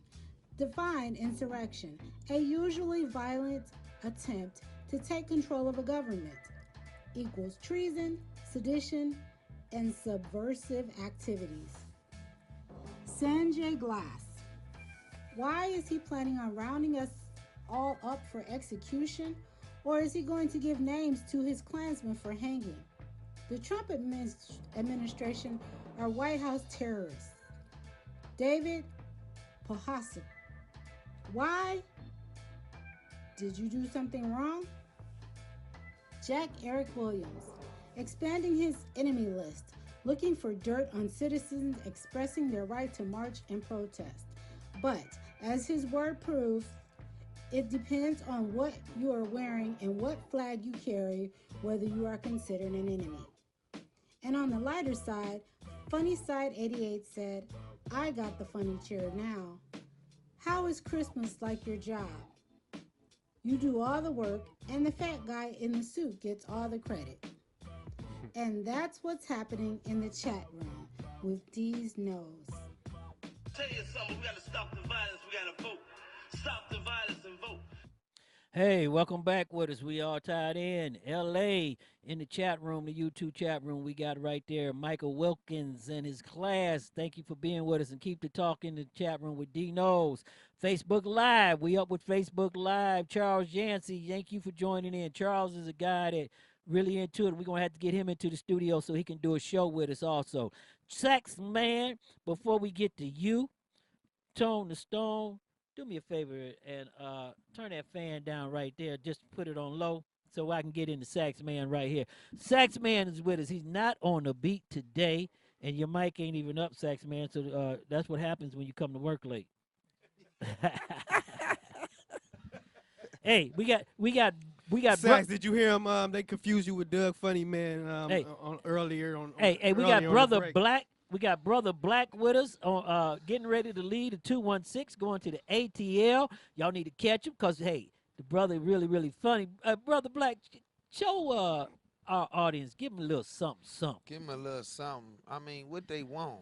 Just a little something. What they want. You know, like my back itching right now. Hey, you know, like if you and I need to stretch it. You know, like if you Bernie Mac, give me a little bit of Bernie Mac. See, y'all be laughing, but Bernie, I can do it. I can do a little Bernie. Hey, what the fuck we doing? Where we going? What time it is? Stop the radio. Stop the madness. Radio station. Keep it real. That's what we do, baby. Out here, Cleveland, Ohio. Let's go. Now, see R.I.P. Bernie Mac, man. That's my dude. Hey, man. he in the funny chair right there, Brother Black, and we're going to keep him with us for a while. We're going to keep him coming back. We're going to have to kidnap him. Come on, bring me back, baby. I'm going to be back. Put me in the Mac for it. Hey, before we go on, I want to finish this up on the ACA because, you know, Tone, like I said, a lot of people who voted for Trump is going to be hurt. Mm-hmm. But the problem I have with this, Trump didn't have to cut the subsidies because now the court had ruled them illegal, but if he was going to do that, why is he trying to get the Democrats to give him something so he can put them back? Okay? Why is Trump trying to do it? Right. He's playing with people's lives, and he's playing games. He's going to gain the money. But we got our man on the beat in the studio with us, sitting here in Studio 51. Saxman, go on, let him know that you here and you ain't on the telephone. Sax in the building tonight. Hey, Black. I don't know. This is how I can tell Sax when they start ramping up these this discipline on these law enforcement. He gonna be one of the ones that catch a lot of the heat because the fact that he snuck in here past the security, he still got that sidearm on his waist. He snuck in. He I snuck told in. him I got nervous. He crawled through the storm window. So I need you to pat him down and take that firearm off of him. No guns in the studio, man. No guns in the studio, man. You worried about that, Sax? I ain't pat him down at all. Wait a minute, your mic is on. Go ahead. Oh, are you sure my mic is on? Oh yeah, you on. We gonna leave you. All right. I'm gonna get to Mr. Black last because dude is brand new and he needs to understand. Well, wait a minute. Before let me start this off right. Facebook, we have our man on the beat, Saxman. This is a free for all Thursday. Free for all. Y'all can call in right now. Call in. You got the number. That okay. means anything goes. That means if I want to get up, anything goes. Give us a call. No, you ain't about to. You ain't about to volunteer to go to jail, though. you gonna wait till we step outside. You know better than to do it with the cameras free for on. all, baby. It's free for all. You know better than to do it with the cameras on. Our astute panel right here, we getting ready to go free for all Thursday. Anything goes from this point forward. That's right. Anything you want to talk about, but Sax in the chat room. Yes, sir. Yes, sir. Michael Wilkins want me to want to send something to you before Tony's Tone. What do you want to say? What do you want to say? Either you're part of the solution or goddammit you are the fucking problem. Either you're part of the solution or goddammit you are the fucking problem. Either you're part of the solution or goddammit you are the fucking problem. Sax, you might as well go ahead and make that your alarm clock. Right. Your alarm clock. Well, First thing you wake up in the morning. Every time he referred to Michael Wilkins and myself, that always play. Now, I'm beginning to feel some type of way, so I'm going to go find this Mr. Wilkins. But I want to ask you this question. Here go the three questions. Here go the three questions we get ready to get Saxman with right now. And if you call in on the line, these are the three questions for the free-for-all we want you to do. Right. 1, the ACA. 2, Trump and the widow of the Gold Star family. And 3, the new high standards that police officers being held on to. You can say anything you want. You don't have to identify yourself. We got some people in the chat room that is talking with D-Nose, and they going in, and we really don't want to say what they want to say because they really going in. But, Saxman, I want to ask you this question right here, and I'm going to get real with you on this, Saxman. Yes, sir. I want you the last 30 days have seen the highest number of law enforcement officers being terminated or going to jail in history of law enforcement. Well, we're going to call some cases. The city of Cleveland has had 2 officers put on trial, one for DUI and the other one's for violating the civil rights of an officer. Then you have the city of Chicago. You got an officer that was found guilty by a federal jury, and he's getting ready to do a mandatory 5 to 10 year sentence for a civil rights violation. Okay. Then you go back into the city of Euclid, Ohio, because we're coming home, so we're going to keep it home a little bit. Euclid, Ohio. Officer Michael Amiot. Sax's best friend. Sax's best friend. He was terminated. All right. That's it? Not for the incident that happened, but he was terminated for his other 17 cases. Right, because he had one in Menor before that. Right, he had one in Menor. Okay. Then you go to Oklahoma City. A police officer was just convicted of manslaughter of killing an unarmed black man. That's the main one that I'm concerned with. The rest of them, Then you go back, Saxman, and I'm going to say this right here. Tell me, are officers being held to a different standard now? Because before you say that, I want to go here because guess what? Somebody in the chat room from Chicago just told me the 2 police officers that dragged the doctor off the airline They're been fired. They're fired too, yes. They got fired. I was going to comment and on that. someone told me, they got fired, but I got to go back in the chat room. But Saxman, is this a new standard? This is a new standard. I knew it was coming. I'm not shocked. I'm not surprised at all. I knew it was coming. It was just a matter of time. As far as the Euclid guy, the reason why I don't want to talk about that because if it wouldn't have been that much, if he wouldn't have had any other dark marks against him in the past, he would have not gotten fired or even let go. They would have overlooked it, and he would still be out there working. But no, I don't think. I don't think Damien. I don't think nothing would have happened. Well, to let him. me say this, Saxman. That young man in Euclid, Damian Parker. That young man really had his stuff together. And all he did was brought attention to it, but I don't think nothing would have happened had he not had anything in the past against him. That's what I'm saying. Okay, so you saying now we're not gonna talk about all the shootings and stuff that happened. Right, we talking about that one incident. But I'm saying so let's compare this. Okay, all right. Let's take it way back, Rodney King. Okay, now that was a hell of a beating, unjust, unreasonable beating. Those guys got acquitted. So this kind of brings me to that. Well, wait a minute. They didn't get acquitted now. Federal jury put. Well, at first they got acquitted. Okay. After I'm talking about before, then the riots and all that stuff. I'm talking about initially. Well, let me tell you, the Jews got acquitted first too, didn't he? No, we're not talking about the juice, man. The juice is loose. The juice is free now. The juice is loose. The juice is free now. And the juice is in Cleveland. But back to this video. I just seen him down the street at the liquor store. Right. Just over there. He getting some juice. He's selling DVDs and man, he not leaving out the house. He's selling DVDs and Kendrick Lamar CDs. I thought I saw him. No matter what OJ doing. he doing it in somebody's mansion. He not leaving the house. If he get doing any No, drugs, I just seen or OJ any out. prostitutes, I just they seen bringing OJ. him to him. OJ was at the He not steakhouse. taking no more chances, man. He not about to play He was around at the no more. steakhouse. He not. Man, OJ was just at Waffle House in Georgia. He's We sitting- was just, Right. me He's and my sitting by woman was somebody's just pool eating there. in We his just flip-flops. seen them. I knew I saw OJ. I just thought him. I He was was- seeing things. Y'all I ain't don't seen know. the real He OJ, ain't even man. order. He had a Y'all ain't see the nerve real to OJ. not even order no waffles. Now, I want to say this, Sax, man. I want to go back to this is because these high number of officers being convicted, and I want to go back to another one in the chat room somebody just brought up All from Utah. Mhm. The officer that arrested the nurse Yeah. was fired. Yeah. But this is the problem I have. Mhm. And the chat room is asking this question, so I'm going to have to ask this question for him. Okay. Because Sean L., I don't have the answer for it, so I'm going to ask the panel. Okay, go ahead.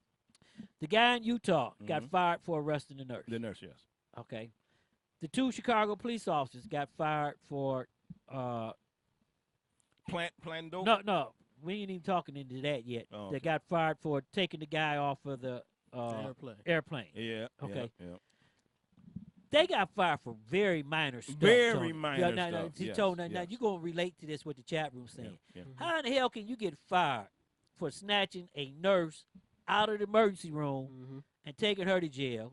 Okay. When you was following orders. Right, but you shoot an individual and nothing happens. Not only that, you got Well, I you think, pulling you an should let irate Sax person. answer that question you because you pulling already know what I'm going to say wait a minute, about Sax, it. I'm asking Sax. You pulling an irate person off of a plane and get fired.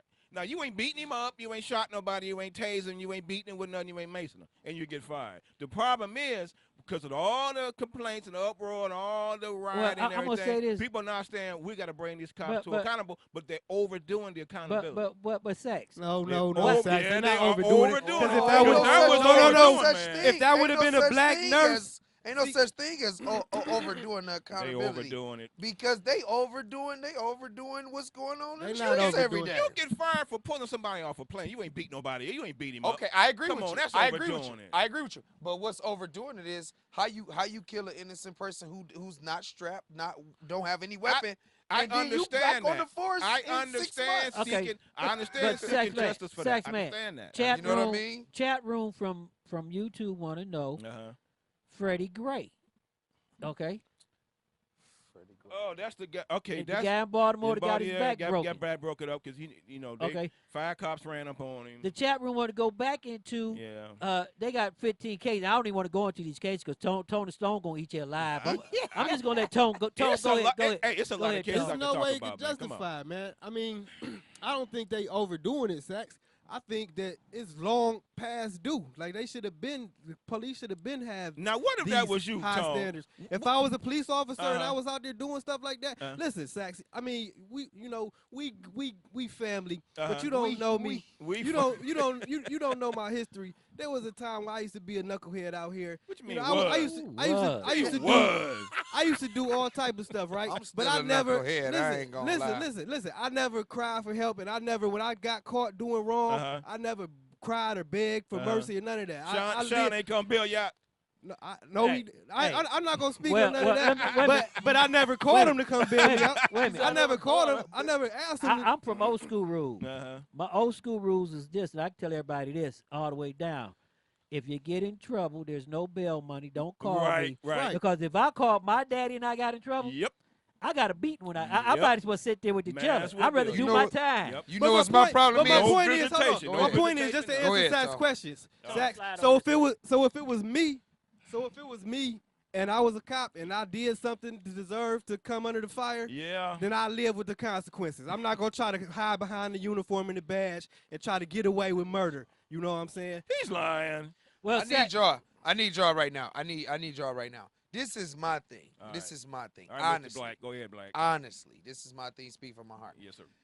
I feel like if we intensify the consequences for the rules of the country, there would be less crime. That's just a fact.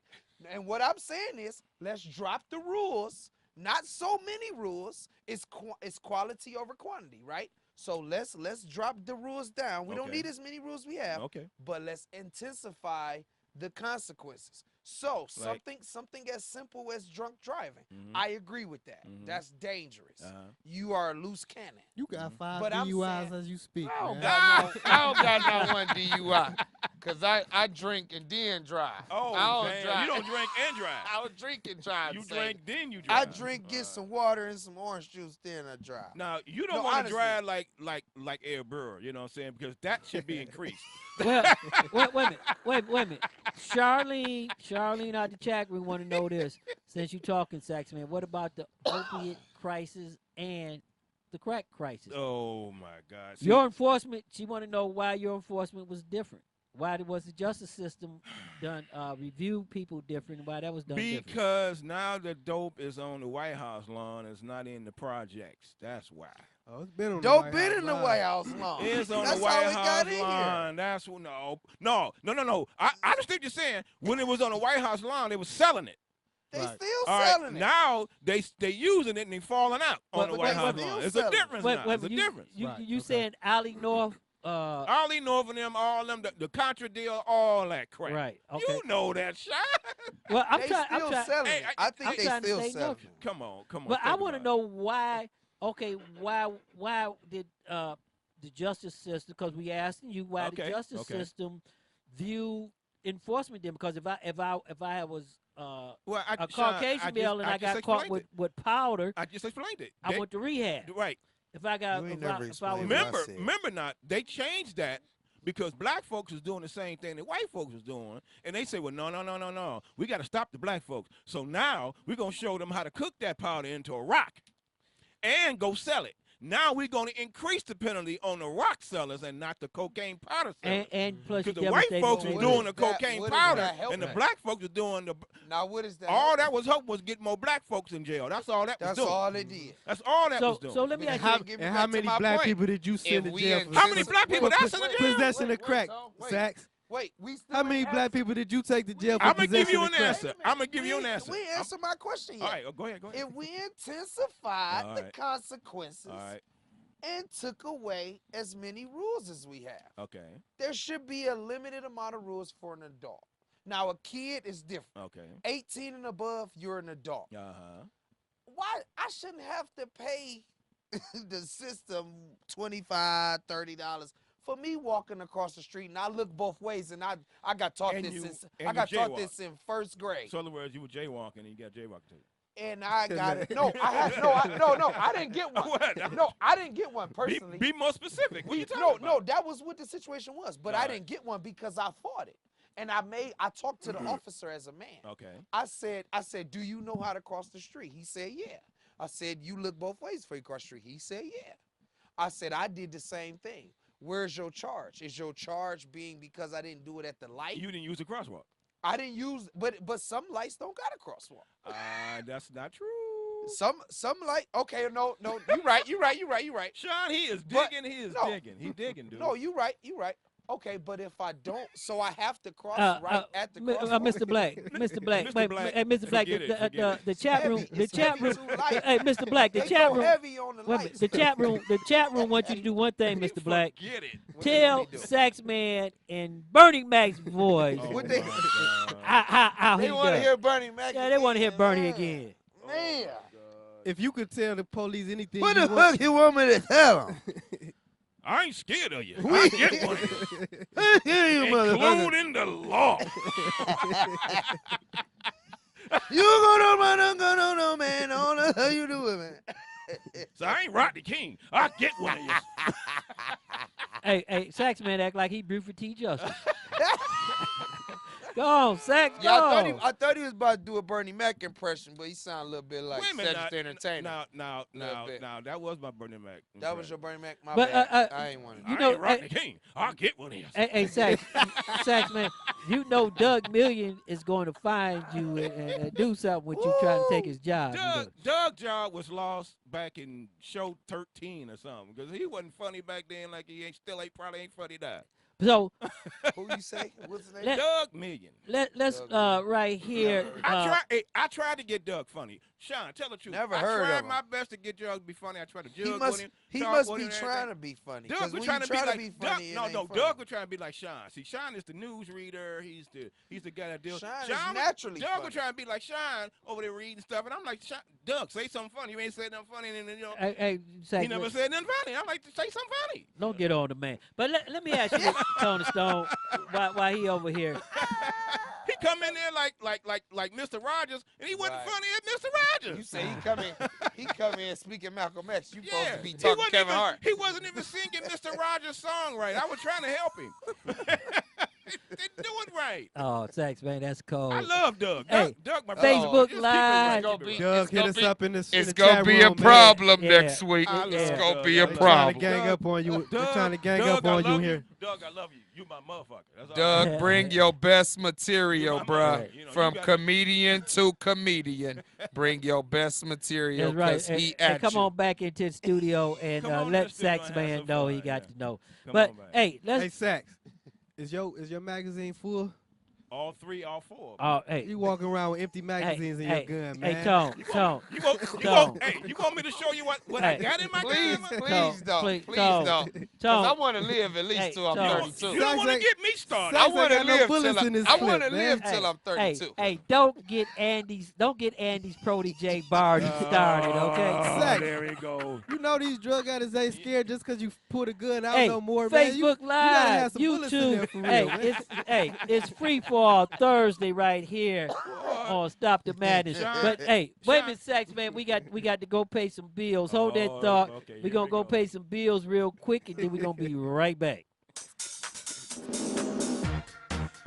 Oh, man, that was a good round, right?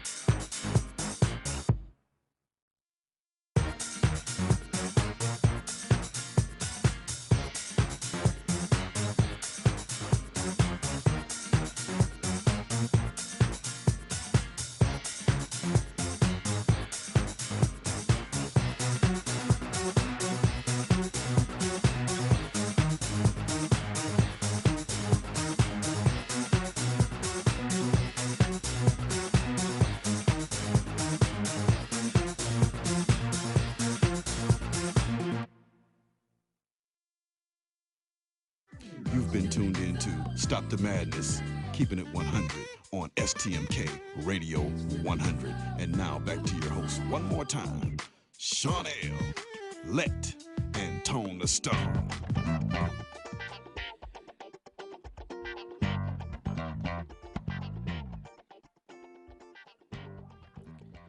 Hey, welcome back. We took that break real quick, and I promise you that. Hey, we right there. Arizona is in the house, and Texas. John Shock. Hey, John, thank you for coming, showing us some love. This is Free Fall Thursday, and we was talking to Saxman in Studio 51 with Tone the Stone, the Diamond Man. We got our brother, Mr. Black, a.k.a. Brother Black. He's on his way down to the ATL. So we got him together, and he's going to show us, and he's coming back with us a little bit. And we're going to try to keep him in for a little bit before he leaves town. 216 this day, look, I got my Browns and throwback Jim Brown jerseys on for Saxman since we talked about it. Jim Brown. Hey, the hat lady. The hat lady. Shout out to the hat lady because she is exclusive. Shout out to the hat lady. I don't even know her name no more. I don't know her name no more, but I'm going to call her Miss Exclusive. Yes, she is. Because she is exclusive. Hey, Sax, put that down before you smudge it, man. Before you yeah. Yeah, don't be messing up the stuff right there. Right? So, Saxman, but she is though. She's nice, slick. man. I gotta have this hat though.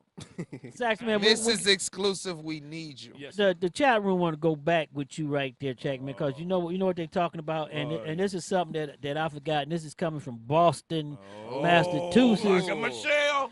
That's Kyrie Irving. That's Kyrie Irving saying that. The question here now that the police department has their dirt bikes and they starting their pursuit of the dirt bikes, are you happy? No, I'm not, because they're beginning to stop that now. They're about to change that.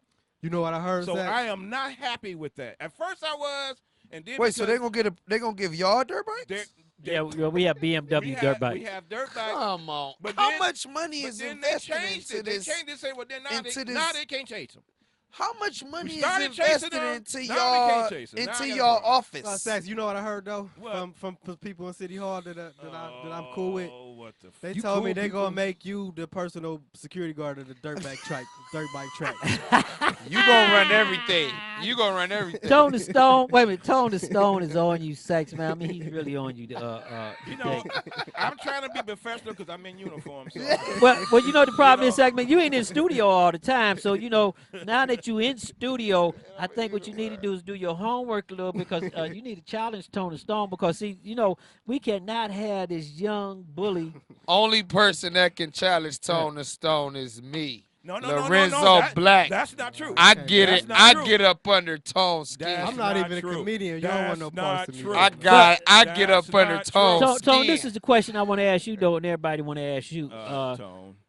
Right here, down that you know you used to be out there and you used to run from the police, and I never ran from the police. Yes, you did. You know, oh, you mean the car chase you talking about? But no, you say back in the day you used to run and jump fences and all that, and you reformed yourself and got yourself together and all that. He Okay, used to cry. and all that. Yeah, So what are you telling your young brothers and them today to get themselves together like you did?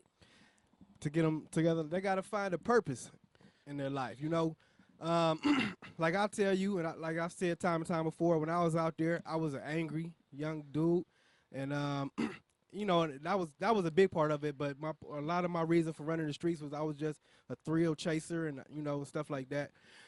So first, you got to have purpose. You know, like if you don't see nothing else for your life, but you know, just being in the streets and wasting time and well, Sean, if I look like you, I'd be angry too. Why you pointing at me? Hold on. Why you pointing at me when you say in the streets just wasting your time? I took that to the heart. Brother He Black. said, in the street.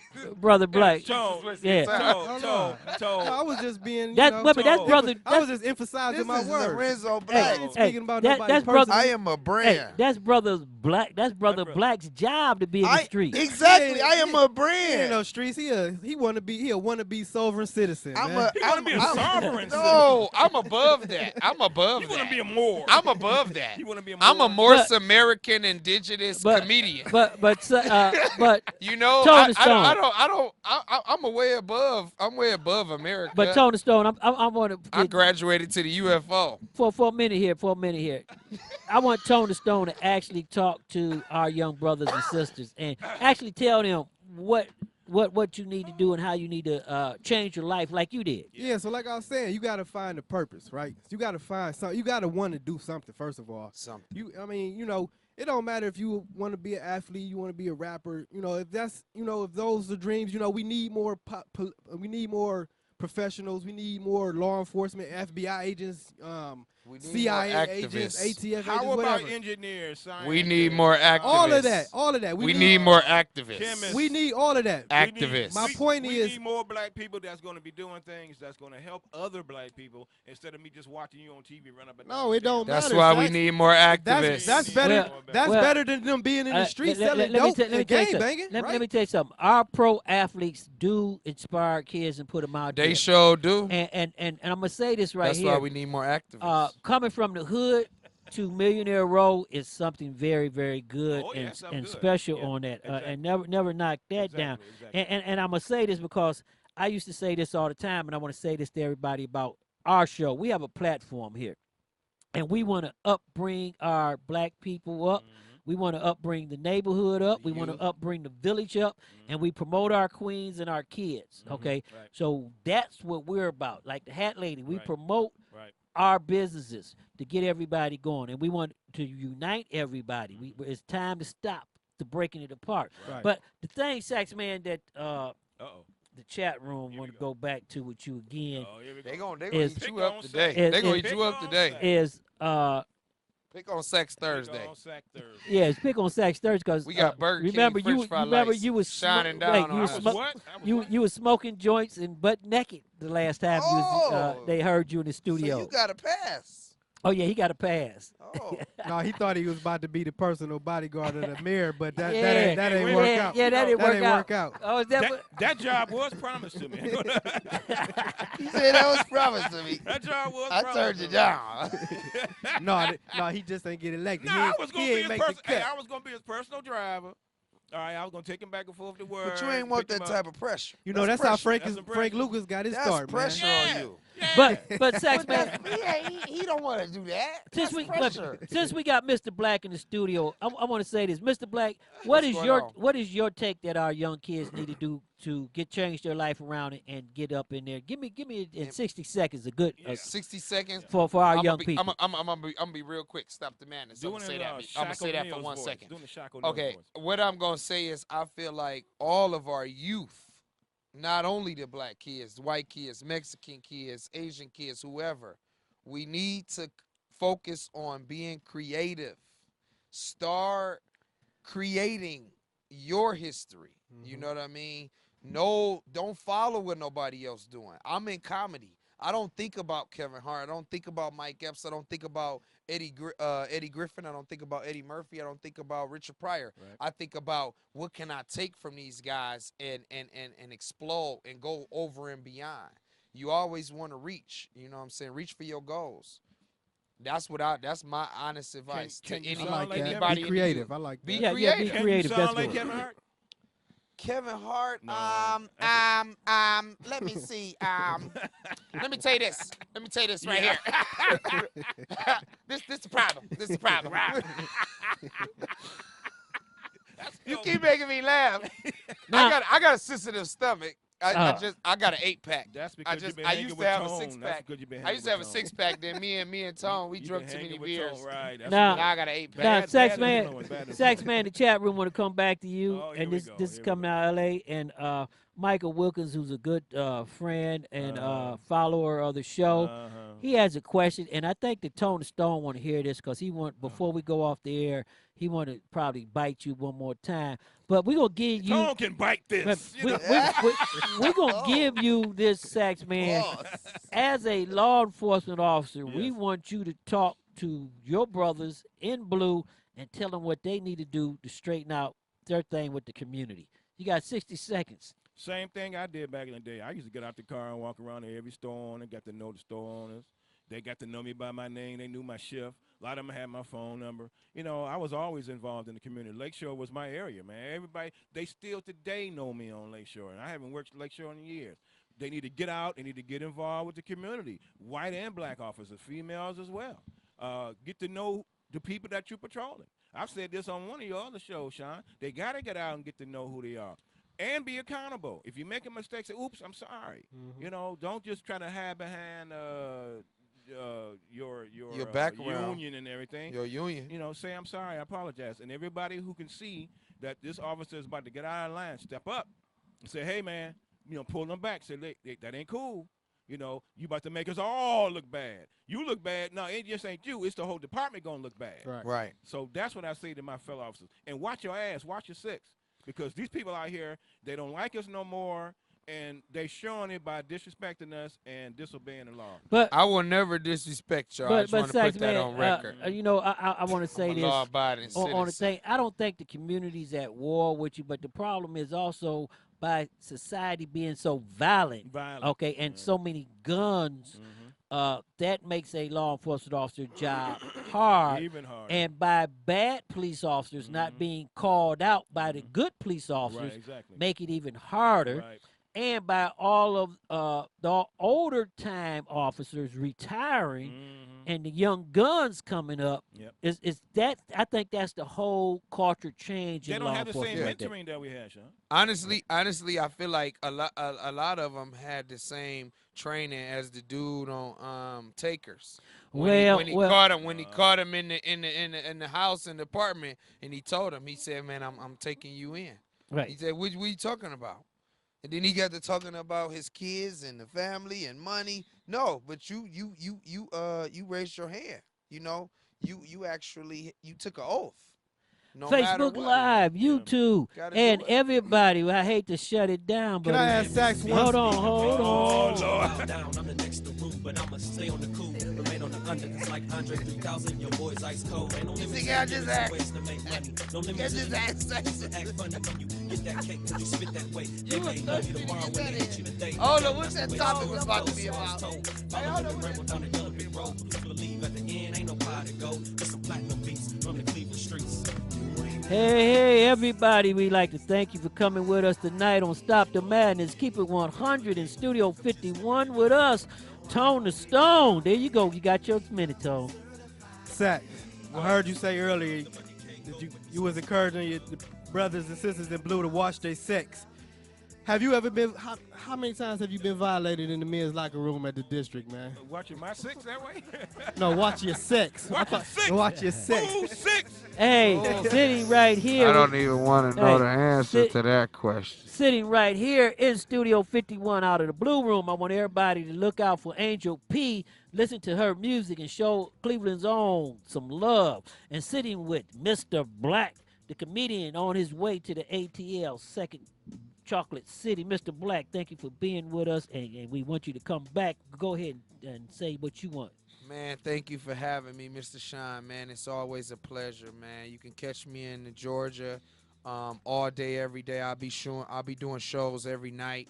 I'm just trying to, keep everything rolling. Let's keep it going. Let's bring out the funny. I'm tired of the fake comedians who go out there and try to be funny. Don't try to be funny. Yeah, Just be you. We want to bring some love back, and we want to change the stuff in the news. We want people to start smiling and loving and kissing each other. And in studio with us, our man from the beat, Saxman. What's up? Playing hooky from work, y'all. No, I ain't playing hooky from work. I want everybody to have fun today. Keep it safe out there. Watch your back instead of your six. All right. And be safe out there while you're on patrol. Hey, YouTube, Snapchat, Instagram, our 17 affiliated cities, Orlando, ATL, Savannah, D.C., L.A., San Diego. Carmen West is out in San Diego. We want to send our love out to her and say, hey, have a good trip. And right now, everybody, we want you to go out and vote. Early voting is started. We want you to take your voice and let it be heard. We want you to give the Hat Lady some love on Designer's Facebook page and let her do your hat and show her what's up. Everybody else, hey, we'd like to thank you for joining us. See us on demand at SoundCloud, Mixcloud, and YouTube.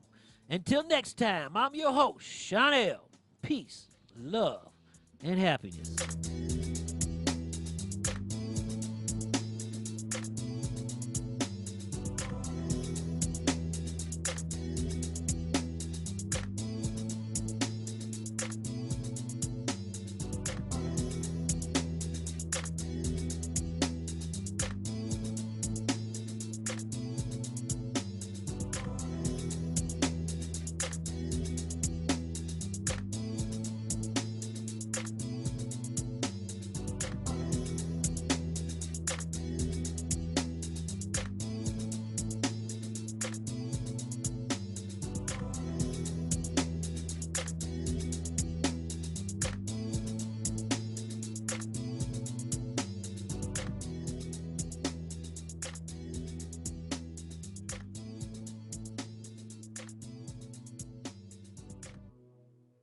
You've been listening to Stop the Madness, Keep It 100 on STMK Radio.